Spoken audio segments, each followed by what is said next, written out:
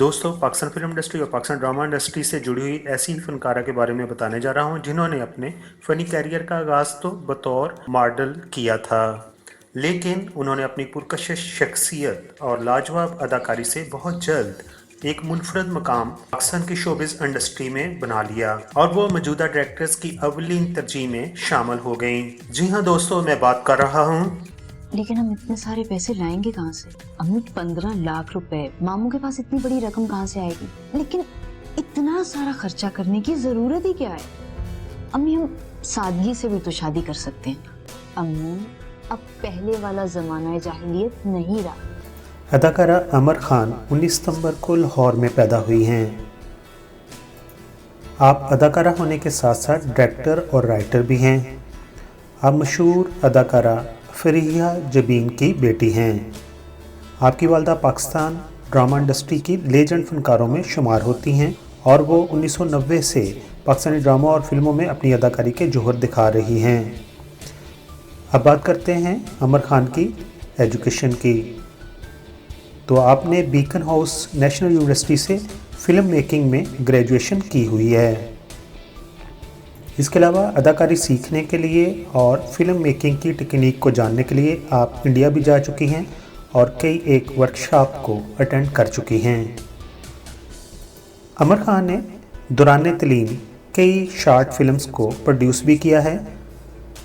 Specially आपने army public Peshawar school पर होने वाले सानियाब के ऊपर एक शॉर्ट फिल्म बनाई थी जिसका नाम आपने रखा था ब्लैक वेडनेसडे।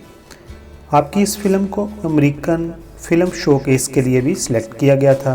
इसके अलावा ब्लैक वेडनेसडे फिल्म को दिल्ली फिल्म फेस्टिवल में भी दिखाया गया था।